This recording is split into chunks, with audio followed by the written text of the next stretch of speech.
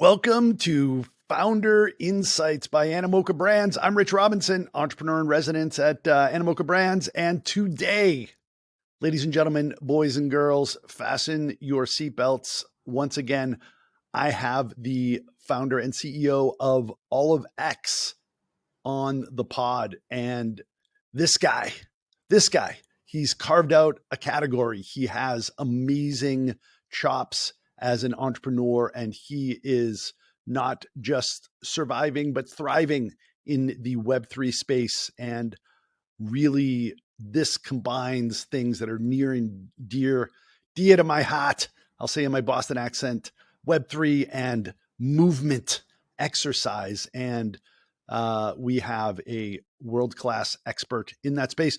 Welcome, Keith Rumjahn. Yeah, thanks for having me. Was that a Boston accent or more like an Arnold accent? It's like, get to the chopper.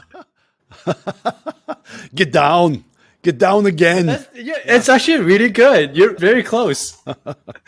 and he also, certainly knows about movement. But I love how you have combined. I just read this book called Outlive by Dr. Peter Attia, and it talks about how movement, cardio, strength, that those two things, if you move, that is the biggest predictor of not just your lifespan, but your health span. So you're actually doing well and doing good. Please tell everybody out there in podcast land about OliveX and what you guys have built. Yeah, I'll tell a short story. My name is Keith. I studied computer science in Canada, and then I worked as a programmer. And then on the side, I developed an app that later became the #1 basketball app and the #1 sports app on iOS and Android. We worked with some NBA teams. My app was in like a Kevin Durant movie. We got invested by Nike, but most importantly, my seed investor was Yatsu. And so, long story short, fast forward like 6-7 years into it, Animoca acquired my company, and it became OliveX, and we wanted to focus on gamifying fitness. And at the time, Pokemon Go was $1 billion. But on this podcast, I'll share a really secret story that no one's heard of. So, yeah. So, actually, when Yat acquired us in the office, there was like a big poster of like Animoca. They had a retreat with Robbie and Yat and all the senior people. And at the time, they were doing mobile games. And they had this giant chart. Every time you walk in the front office, you have to go by it. And there was actually 4 pillars of what Animoca wanted to do. And at the time, they weren't doing Web3, right? Just keep in mind. So at the time, they had a lot of IPs and they were doing a lot of casual games. But a couple of things we're doing now that they wanted to do was education, music, and fitness. So these were like new pillars they wanted to go into. And OliveX is supposed to focus on health. And actually, it comes full circle, right? Like fast forward 8 years later, TinyTap just launched their token on Binance. So like, it's not an accident. Like they were planning this way ahead, right? And they have the music things, and because Yat himself, people don't know, but like he is very musically talented. His background with his family, so this is secret sauce, right? Like if you're pitching Animoca and pitching Yat, this is his interest, right? But anyways, back to OliveX. We took some of the IPs that they had at the time. They had all the cats, right? They had Doraemon, Hello Kitty, and Garfield. And so we took Garfield and we created a fitness game, and it flopped because it doesn't make sense to run with a fat lazy cat. And so but then we succeeded later on with different IPs and different apps and accumulated a lot of downloads. And then fast forward to like about a year and a half ago, we saw all the companies come into the Animoca office, right? Sandbox, YGG, XC, and it's like, hey, you should do something Web3. And we're like, okay, let's do it. And so we launched a token, Dose token, and then we also have our running app called Zombies Run, which is the #1 running app on the market with 30,000 subscribers. And recently we launched Marvel Move, so you can run with Spider-Man, the Hulk, the entire Marvel universe. We're the first the first fitness app that Marvel has partnered with, right? And we beat out a lot of people, and we're very proud that Marvel picked us. And now we have a running game and a cycling game in Dustline Runner and Dustline Rider. And most recently, we also started getting into the NFT field. We sold out a collection called the OliveX Genesis, which aspires to be the #1 fitness PFP out there. So That's a short summary. Amazing. Wow, what a journey. Absolutely incredible. And for those of you listening out there, Yatsio is founder and now chairman of Animoca Brands. And indeed, he sounds very American, but he grew up in Austria and in Vienna in the classical music center of the multiverse. And his mom was a opera singer and his dad's a musician. And he grew up immersed in that. So music is very Nia and Dia is hot. I'll say that Boston accent again, and also education. So yeah, I was on a AMA with him and Yogev Shelley, the founder and CEO of Tiny Tap, another awesome company that was acquired by Animoca Brands based in Israel. So education, music, but also movement. And wow, I mean, everybody knows that if you move, like motion is lotion, and movement is absolutely the number one thing that a person can do to feel better and to live longer and to just clear their mind. But it's not that people don't know that they have to do it. It's not that they don't know how to do it. It's just they lack this motivation. And I love that you guys have created, gamified, incentivized that.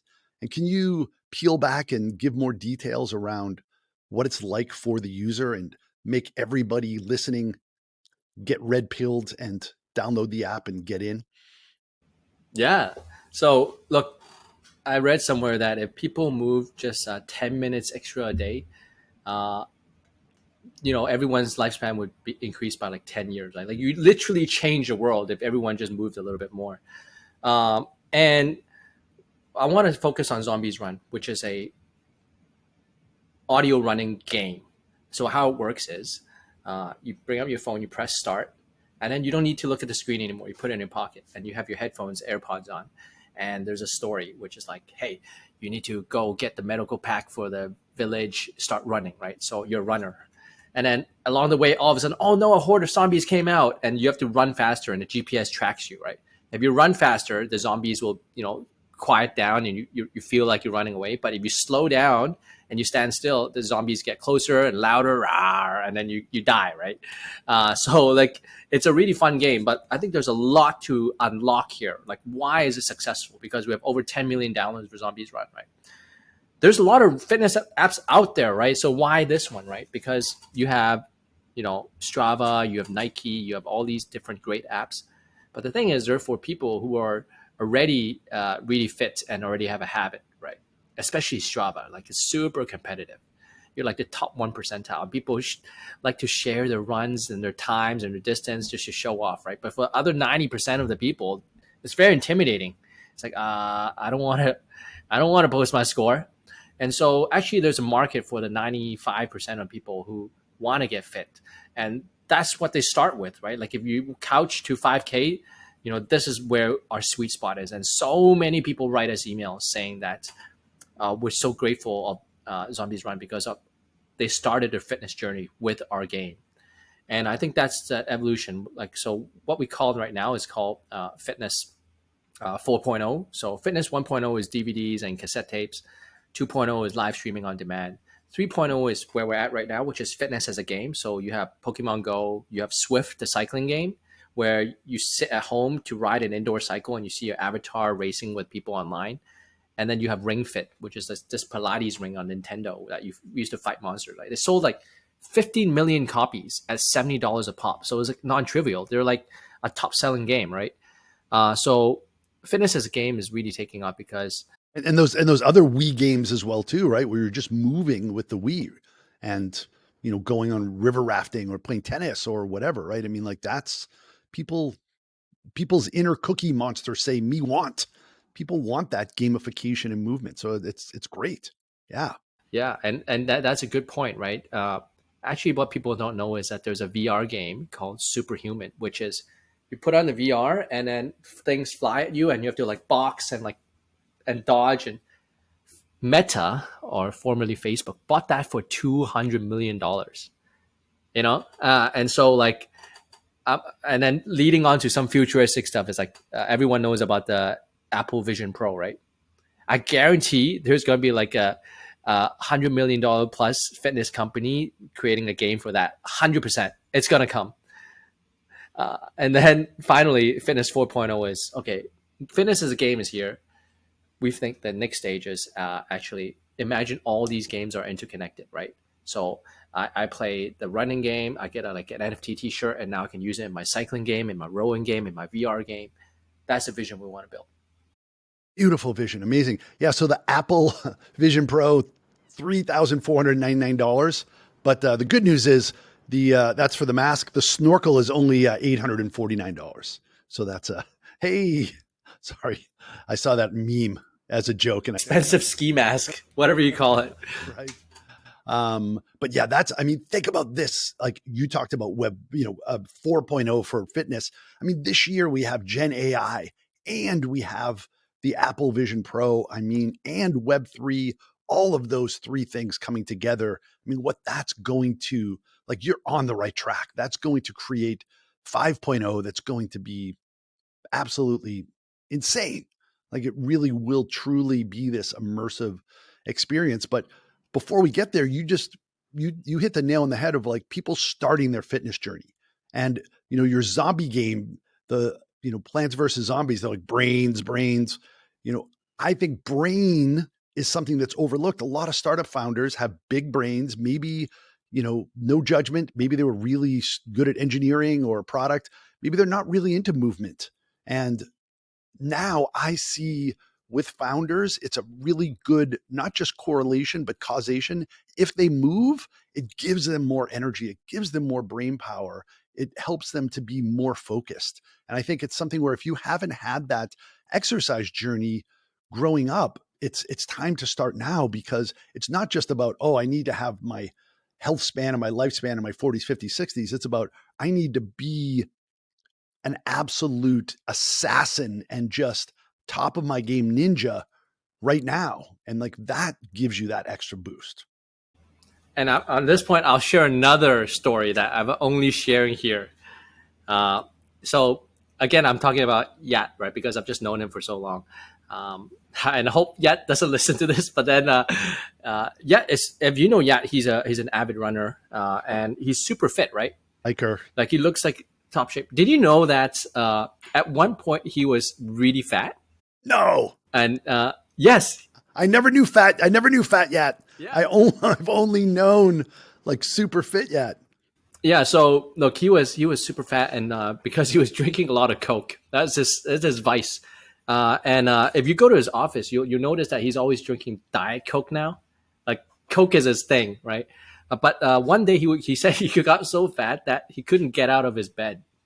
He's struggling to get out. He kind of sunk in, and that's what inspired him to really get into to fitness, right? And so, look, I think that's just like a side story, but like a lot of my board members also went through like a fitness journey, and I think everyone's into fitness now, right? Like I think the statistic in US is already really high. Like the percentage of people who have a gym membership is probably at like the 6% level, but if you come to Asia, it's really changed.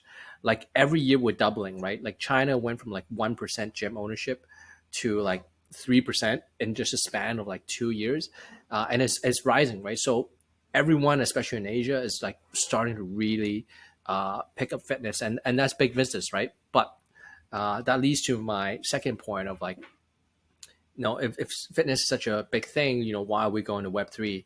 And there's some secret there as well, right? Because I observed some things that are not so nice, right? So I think if you look at the top fitness apps, most of them are now like owned by big companies. Like the story of like a small, medium-sized company coming to, no, it's not going to happen, because it's just all user acquisition, right? You pay like millions of dollars to Facebook, Google, Instagram, and buy users, right? That's part one.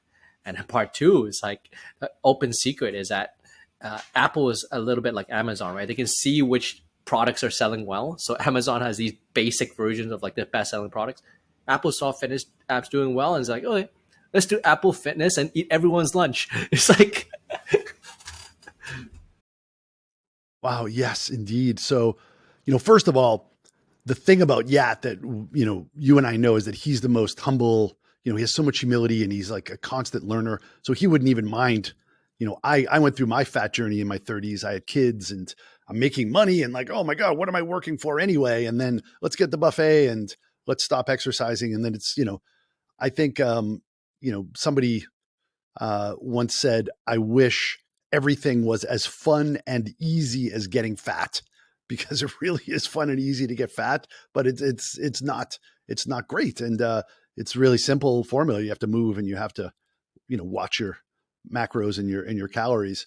And he's evolved just in the same way he's evolved as an entrepreneur. And you and I have both evolved as an entrepreneur. It's like, that's part of the journey. And, it's kind of like Keanu Reeves of Web3. He's just a, very, very humble, beloved guy that nobody doesn't love. So I'm really glad you shared that. And so this whole journey, both of fitness and also entrepreneurship, like, can you share some of the lessons learned in previous incarnations of yourself or along the way with this OliveX journey? Let's dive into that, and then I have a question. Then I want to deep dive a little bit more into OliveX, but let's take a little vulnerable, tangent there. Yeah, I have too many vulnerable moments. I mean, like we messed up a lot along the way. I think I think a couple of things, right? First of all, we our first game, Garfield Fit, completely flopped because that's what we realized. Like, that's why Pokemon Go works, because in Pokemon it makes sense for you to go out and look for Pokemons. And then after that, they actually had Harry Potter, they had Transformers using the same engine, and it still didn't work because contextually it's like, why do I need to go out and look for stuff, right? Even though they're great IPs, right? So that's lesson number one. And then we actually, in between the games, and we developed this AI that tracked your body's movement using the camera on your phone. And then we actually placed it on a gigantic mirror. So we actually went into hardware like 3-4 years ago. And it's like gigantic mirror, life size. There's a camera to detect your body motion, and then on it, all these classes, right? So we have like yoga, Pilates, all you name it. You tap, and you can like just kind of work out to this mirror, right? And that was hard. Like, even though COVID hit and we got a lot of people buying, and the whole connected fitness space took off during that time, like I realized hardware is freaking tough. Like, especially as COVID ended, people went back to the gym. And then the cost of like all this goods went up, and then the supply chain globally just kind of messed up. And then the thing was like that we try to raise more money because hardware was so capital intensive. Our neighbor in China, they raised like $30 million when we had like $3 million, and then it became really hard, right? So along the way we had, but I think the most important kind of like lesson that I want to share is that when we moved away from the mirror business into Web3, it's actually really hard. Like, on paper, it sounds so easy. Yeah, just switch. But actually, no, it's not. Like, just because you have success in Web2 doesn't mean it translates to Web3 at all. It's like, and so actually what ended up happening was half the people left the company, right? Because like I didn't sign up to do Web3. And it's like Web3, there's no middle ground. It's like either you love it, you hate it, right? There's no middle ground, right? And so imagine half your company leaving, right? And then the people that do switch have to learn the Web3 skill sets and the mindset, which is non-trivial, even for me. Like, I'm still learning about how to navigate and build a community in NFTs, and tokenomics and economy design. And it's like I took my company public, right? IPO, right? And I found balancing like the tokens. The tokens and IPO is very similar, right? You have to look at the stock price, you have to look at the token price, the volume, the liquidity, the exchange. Same thing. Tokens, so hard. So I'll leave it with that. Beautiful. Thanks for vulnerably sharing that. I mean, it's sometimes you have to go down that path to be able to uncover whether you're on the right path or not. And yeah, hardware seemed sexy with the zeitgeist, and you had a competitive advantage. You can go across to Dongguan and speak Cantonese with somebody in the hardware capital of the world, and you could, just take a day trip to work on hardware, and you have this competitive advantage to other people around the world. But it's still super difficult. And and I think you're also right about Web3 is that let's not sugarcoat or minimize the challenges. I mean, even if you're a keen student, congratulations, you've learned everything. Now it's changed since breakfast. It's such a fast shifting landscape. And yeah, it's really challenging. I think I think tokenization is really important, but don't take it lightly. It's really a huge commitment. I want to share one more quick story, and again, relating back to Yat. Great stories. Keep going. I love it. Yeah. So like, I went into Yat's office and I said, "Yeah, I figured it out. I'm going to do a fitness metaverse." And then he's like, "Stop. This is a good idea. Just do that." And then he started like already messaging people and telling me pitch these people, right? And then I pitched these people, and then Yat called me back in the office like 2 days later. He's like, "Hey Keith, I got some feedback from people. It's like you're not Web3 enough. It's like they feel like you don't understand Web3." And I'm like, "Of course, I just told you the idea 2 days ago. I know nothing." And so I got thrown in the fire, right? And obviously for the longest time, like I felt like, I was like out of my depth, right? Like so much to learn, but I think finally I'm getting there. I wouldn't say I was an expert. That's beautiful because, I'm entrepreneur in residence, but I started as an advisor to the company. And I'm probably double the age of the average person in Animoca. And I have all of these skills, experience, and network. But I literally dumbest guy in the room when it came to Web3 when I first started a couple of years ago. And that's a gift because you're at some sort of, let's call it a peak. And then you have to go down the clouds into the swamp to be able to climb up the next peak. And that's not just okay, wow, I don't want to feel foolish or that's kind of uncomfortable. It's like that's a prerequisite. But more than that, it's literally a gift because you're able to completely recalibrate and refresh yourself and have this continuous learning journey. So I think that's something where instead of being like, whoa, that's I'm going to, really struggle here and I'm going to look dumb, sound dumb to other people. Yeah, you will. There's like, there's no way around it. And I had a buddy who moved to China. I lived in China for 20 years, and we're out one night and we're talking. And there's two other Lao Wai, Guai Lo, white white people, and he's like, "What am I doing talking to you guys? I need to make 11,422 mistakes for my Chinese to be better."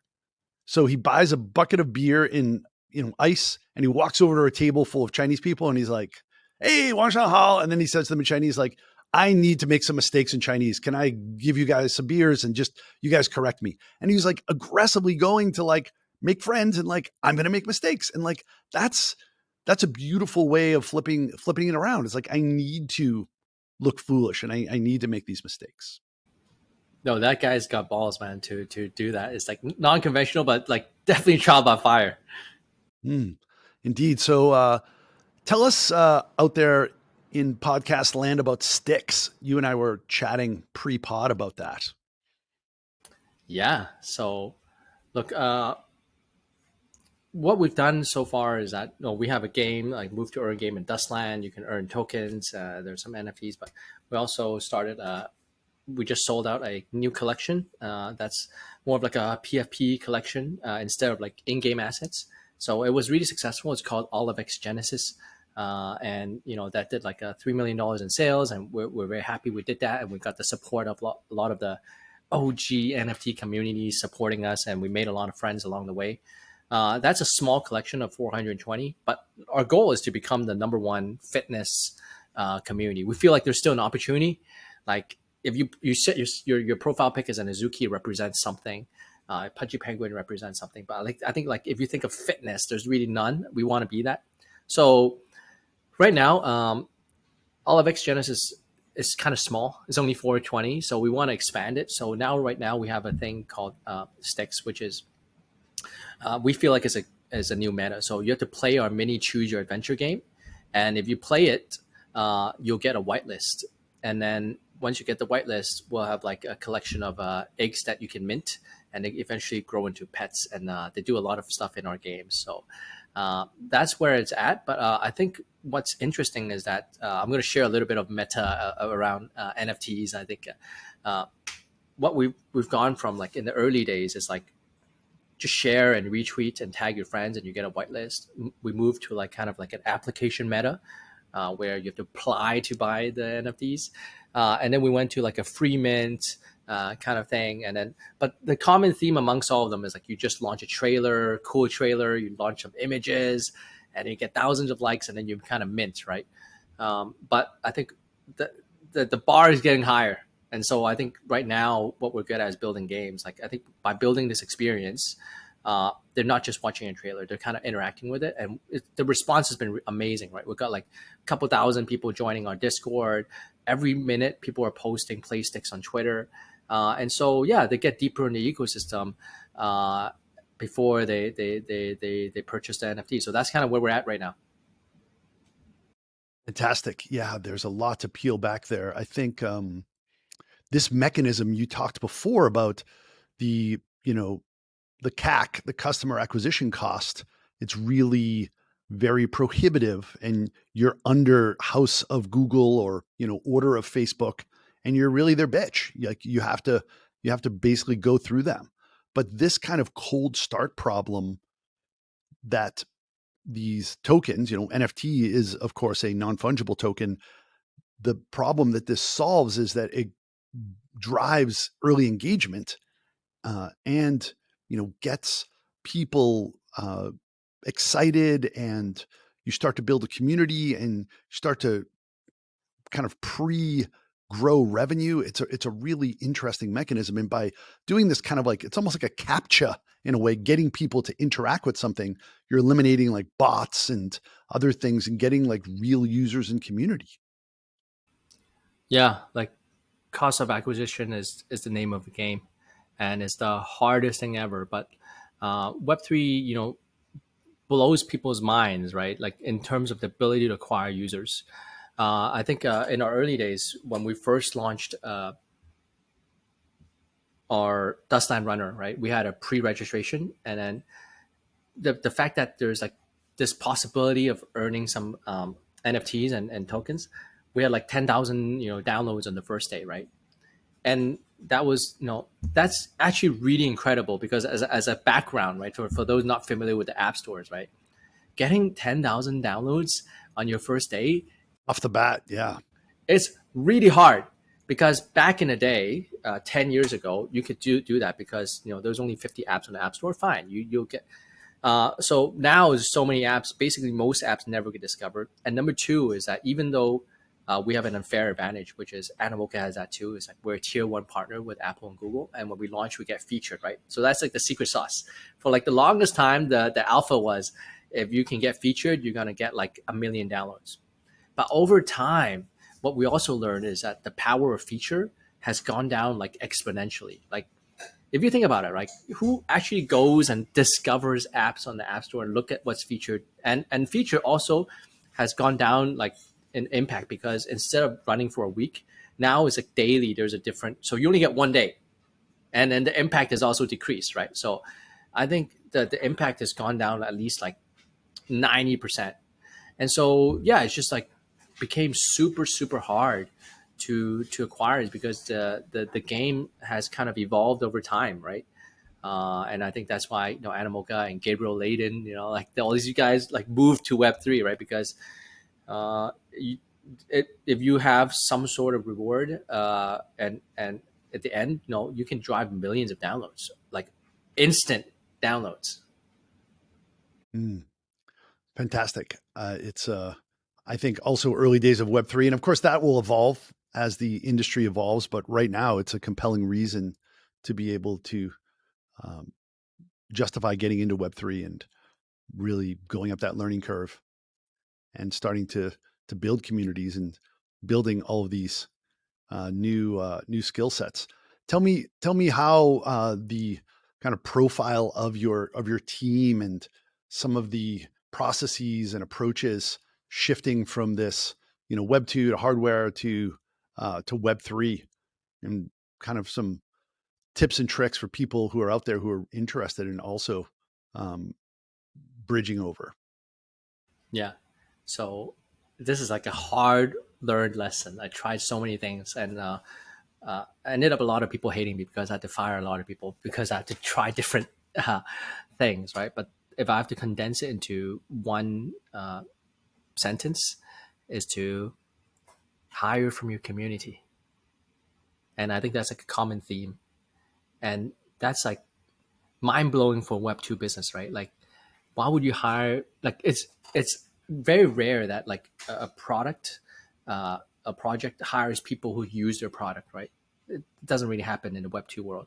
Sometimes maybe, but like in Web3, like that's certainly the case. I think that's we tried a lot of different variations, and for example, right, for our NFT community, all the mods are holders of our NFTs, and the person leading our entire Web3 kind of marketing is also like a full degen, right? Like he understands Web3, like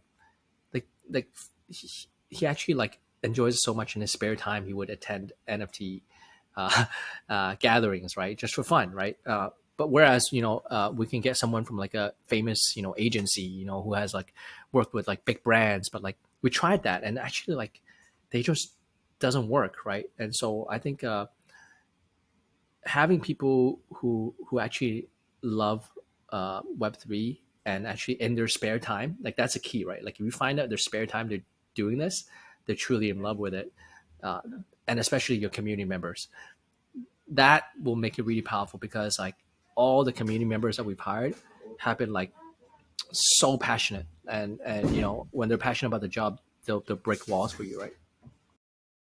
Man, yes, times 1,000. So we were talking about Project Gojira.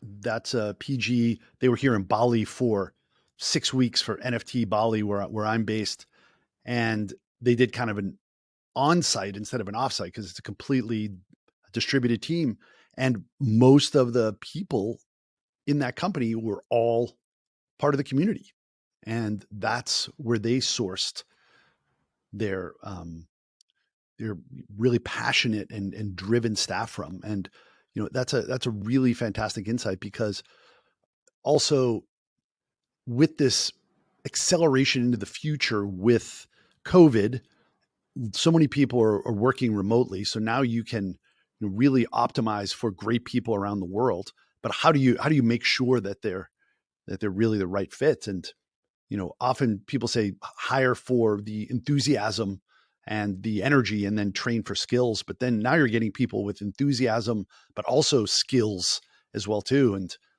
sometimes people would say, tell me what people are doing in Silicon Valley in the weekend, and I'll tell you what the future is going to be like in 5 to 10 years. So, people are doing this in their spare time, then, and they already know what they're doing and they already love what you're doing. Like, wow, what a great sort of momentum and energy and like unfair advantage that you have with those hires. Yeah, totally. um I think yeah,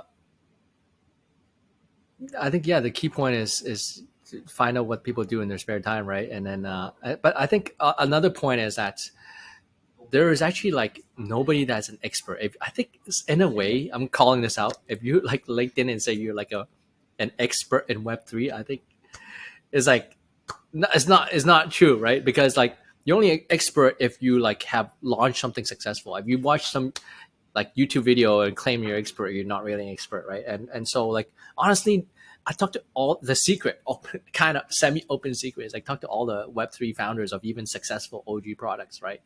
Or whether it be like NFT projects or they're still figuring it out as they go, right? Like nobody knows, and so like there's no one has a defined skill set. But are we gonna get there? Yes, like because in the early days of free to play mobile, right? Nobody knew the playbook because it's like, oh, how do you make money if you just give it away, right? But eventually they codified it and there's a system, right? And then Google comes out with like a 1 hour talk of how do you monetize free to play, right? And everybody knows, right? So I think we'll get to that stage, but right now everyone's figuring it out, right? So if no one has a skill set, optimize for enthusiasm.